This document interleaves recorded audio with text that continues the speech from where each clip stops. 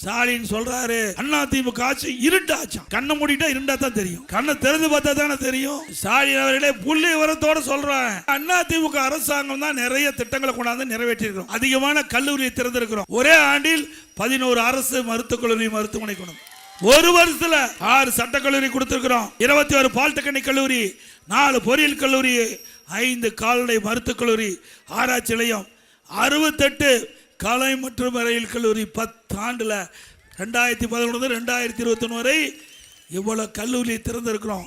ஸ்டாலின் சொல்றாரு போற இடத்தெல்லாம் அதிமுக ஆட்சி இருட்டாச்சாம். கண்ணை மூடிட்டா இருண்டா தான் தெரியும், கண்ணை திறந்து பார்த்தா தானே தெரியும். ஸ்டாலின் அவர்களே புள்ளி விவரத்தோட சொல்றேன், அதிமுக ஆட்சியில் எத்தனை கல்லூரிகள் திறக்கப்பட்ட என்ற விவரம் நாட்டு மக்களுக்கு தெரியும்.